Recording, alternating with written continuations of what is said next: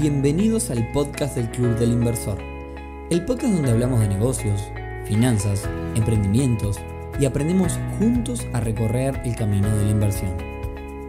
Bienvenidos a un nuevo episodio del podcast del Club del Inversor, temporada 2025. Mi nombre es Nicolás Rodríguez y hoy viernes 29 de agosto, episodio número 275, en el que vamos a hablar de inversiones financieras e inmuebles, tal como lo dice el título, de hipotecas y las posibilidades de inversión que existen en torno a ellas.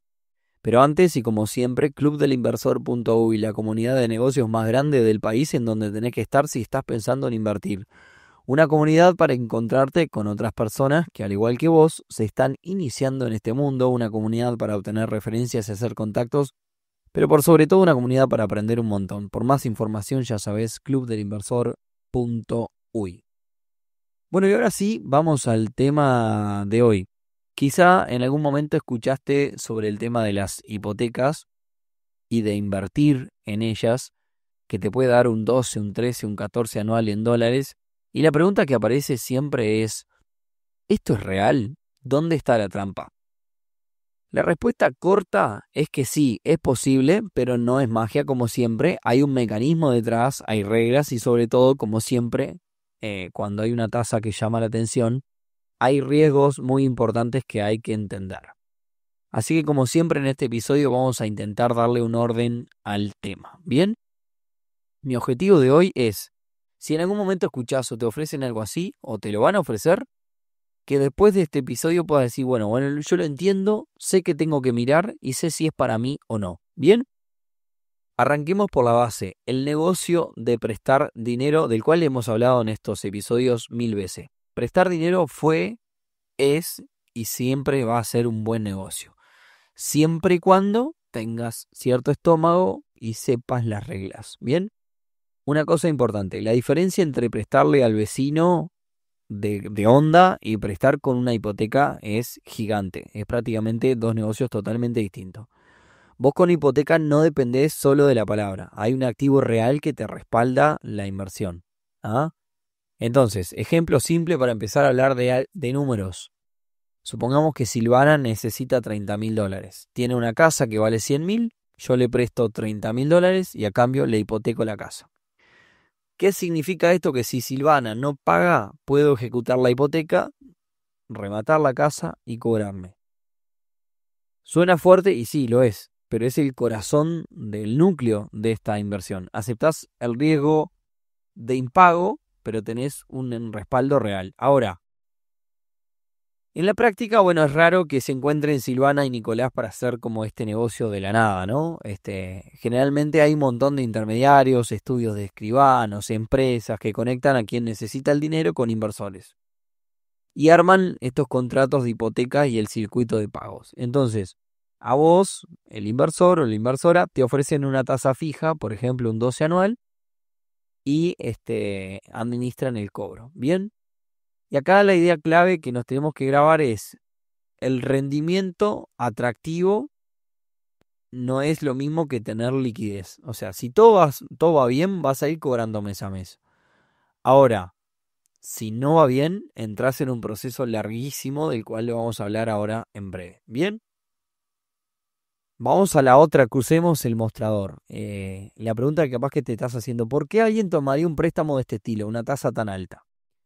Y yo siempre lo digo y lo repito, el banco siempre es el más barato. Cuando alguien me pregunta cualquier cosa, siempre le digo, cualquier alternativa de financiamiento privada va a ser más caro que el banco. En primer lugar, donde tenés que tocar la puerta es el banco.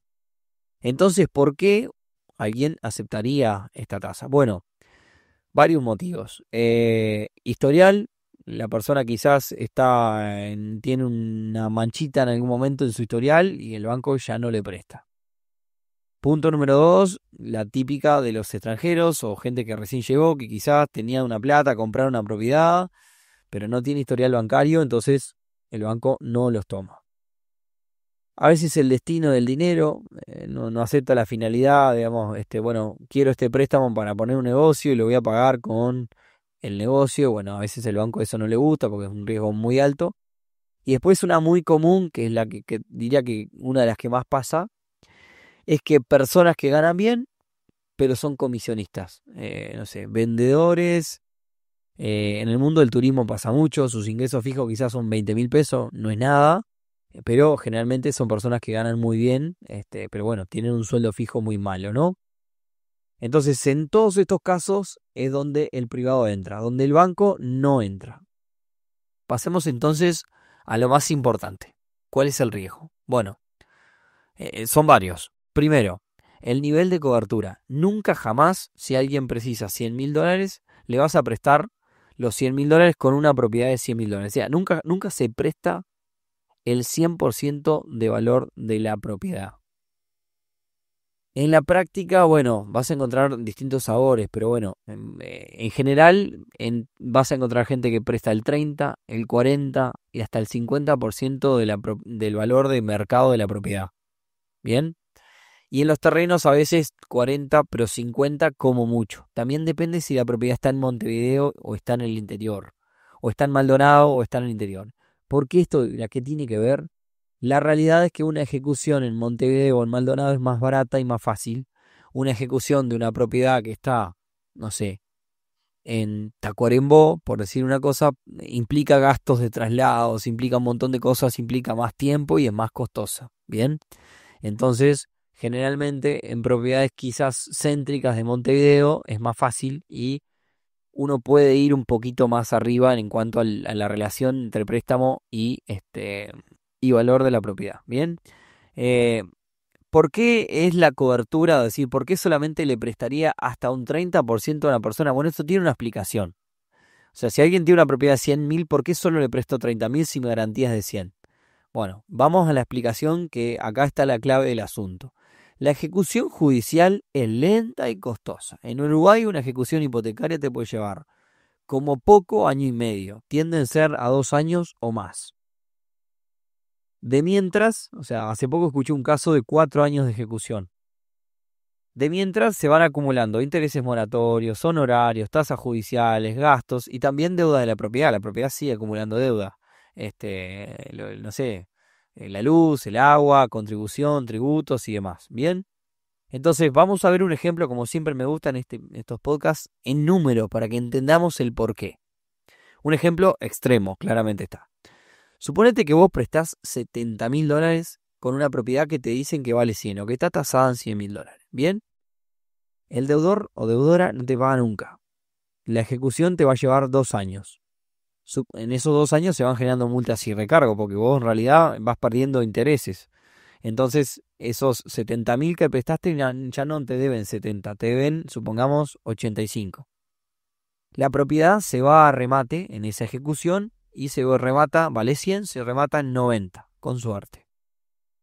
Tenés gastos de juicio, supongamos en esos 2 años tenés $15.000 de gasto de juicio. Y además tenés las deudas que va acumulando la propiedad en ese periodo. Entonces, pasando raya, el final de todo es, a vos no te debían 70, te debían 85.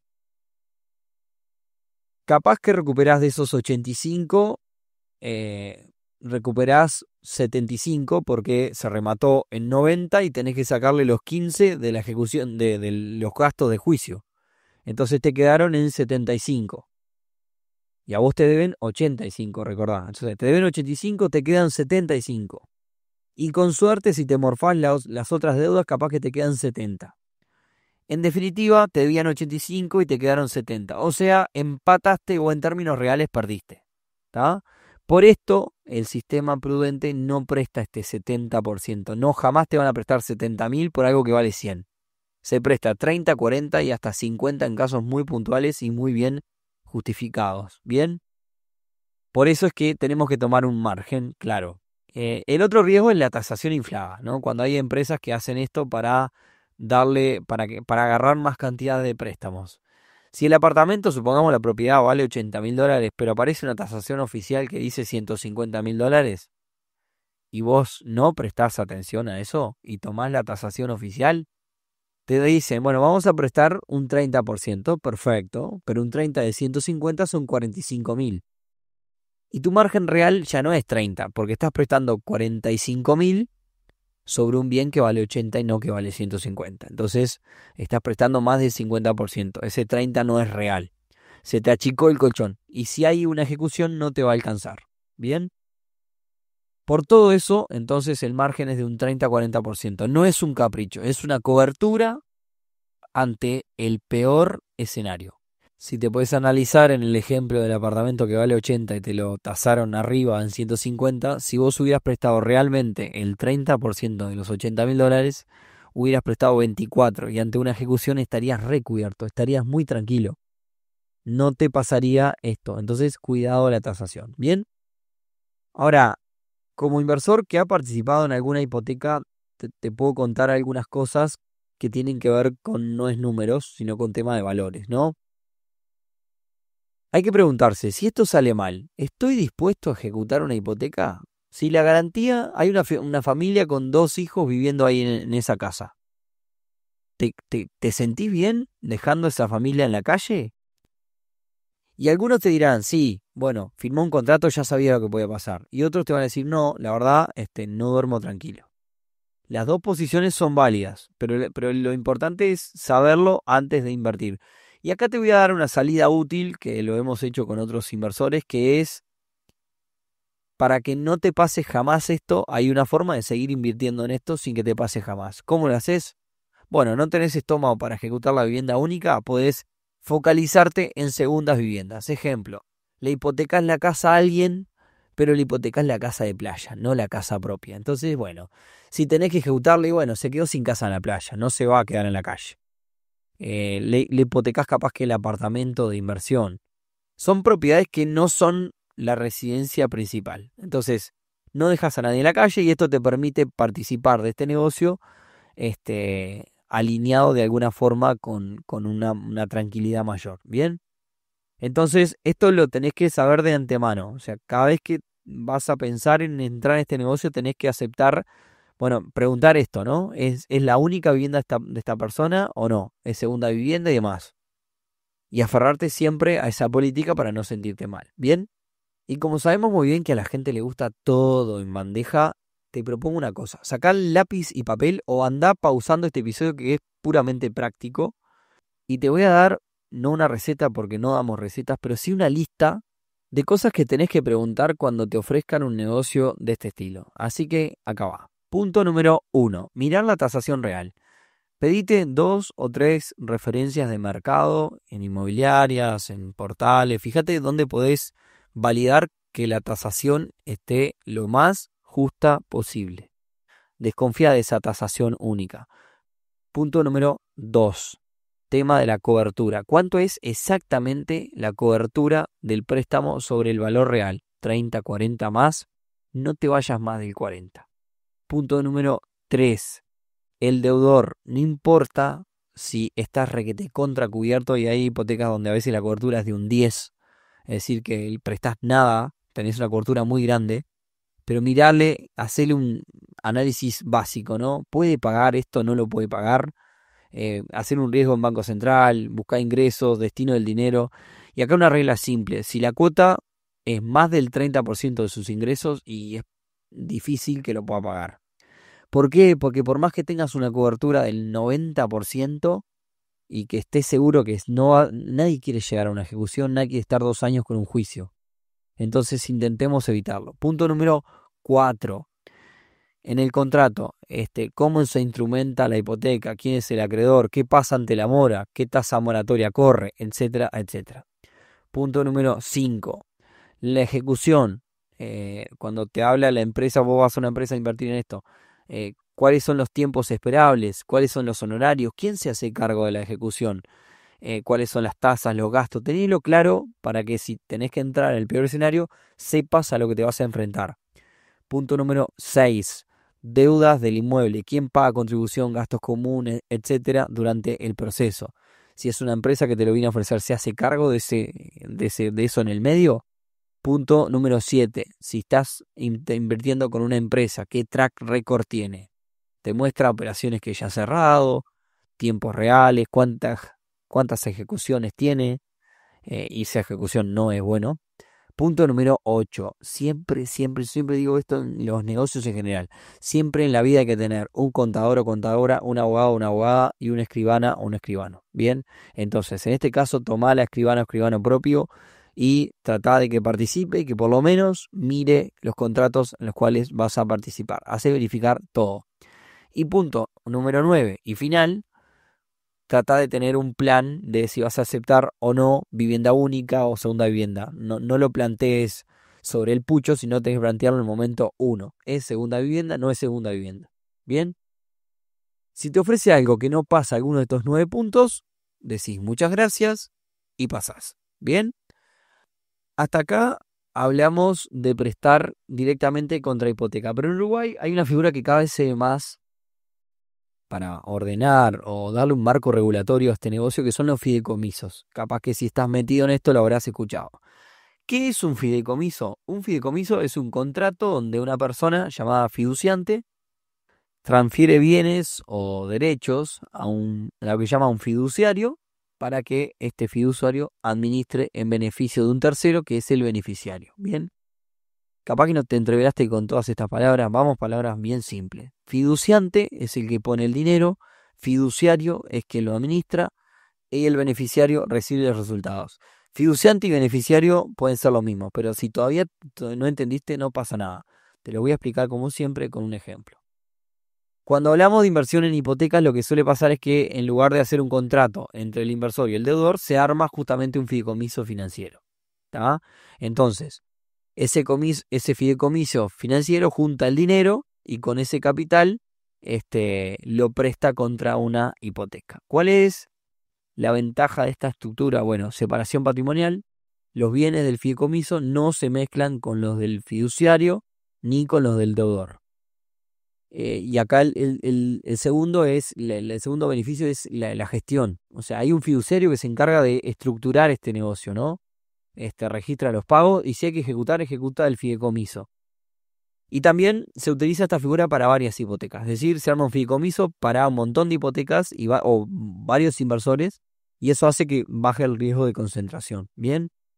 Y como decía, hay una transparencia porque se da un marco regulatorio. El fideicomiso es de alguna forma un contrato más, no sé si llamarle más seguro, pero sí con más ojos mirándolo. ¿Bien? Entonces, ¿qué pasa cuando justamente se arma un fideicomiso para una sola hipoteca? Supongamos, ¿no? Porque suele armarse para muchos. Bueno, la hipoteca queda en manos del fideicomiso y vos no sos acreedor directo, sino que, o sea, vos invertiste en esa hipoteca, en realidad lo que sos un titular de certificado de participación de ese fideicomiso. ¿Tá? Nuevamente las ventajas son mayor seguridad jurídica y gestión del fiduciario. Pero bueno, si no entendiste nada hasta acá, puede pasar porque nadie nació sabiendo y al principio es difícil imaginar el fideicomiso. Entonces vamos con un ejemplo fácil. Imaginemos que quiero prestarle a alguien, yo Nicolás, le quiero prestar a alguien $200.000. Vamos a ponerle nombre a ese alguien, vamos a suponer Natalia. Nicolás le quiere prestar a Natalia $200.000 con una garantía de propiedad de $600.000. Natalia tiene una propiedad de $600.000. ¿Bien?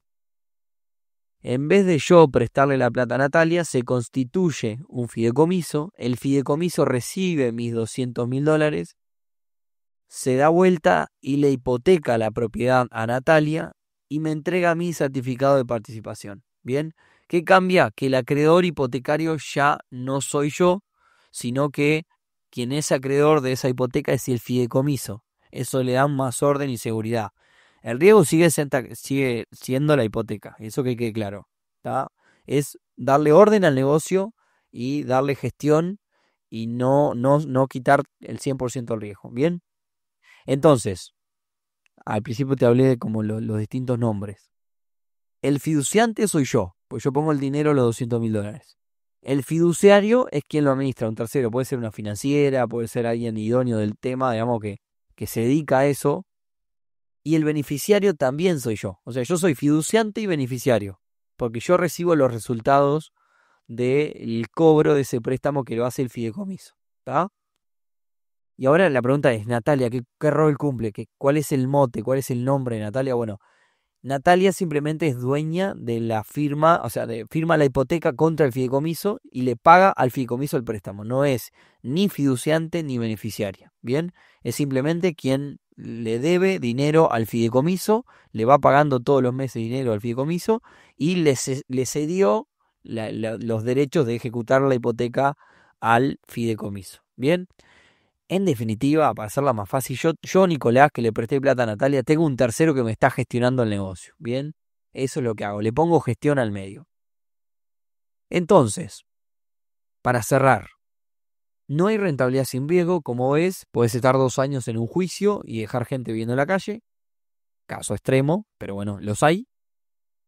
Segundo lugar, el margen no es un capricho, es necesario para el inversor. Prestar 30-40% sobre el valor real te permite vivir el peor escenario y salir vivo. Prestar el 70% porque te inflaron la tasación es meterte en problemas. Y tercero, ten en cuenta tus valores. Esto de si no dormís pensando que una ejecución te va a dejar una familia en la calle, no entres en estas operaciones. Bien, tenés la alternativa, como ya te dije, de la segunda vivienda o directamente fideicomisos diversificados con políticas claras. Bien. Y como siempre, en el club vamos bastante más a fondo en todos estos temas. Tratamos de hacer estos episodios para que la gente entienda. Y hemos hecho un montón de eventos con distintos actores vinculados al mercado hipotecario. Por lo tanto, si querés mirar, escuchar y aprender de ejemplos más concretos, como siempre, te esperamos en la comunidad en clubdelinversor.uy. Además está decir que si este episodio te ordenó las ideas, compartilo con alguien que les pueda sumar. O comentá que nos estás ayudando un montón a que el algoritmo le haga llegar a esto a muchas personas. Y con esto, espero que tengan un buen fin de semana. Nos escuchamos entonces el próximo viernes en un nuevo episodio del podcast del Club Inversor. Buen fin de semana para todos. Chau, chau.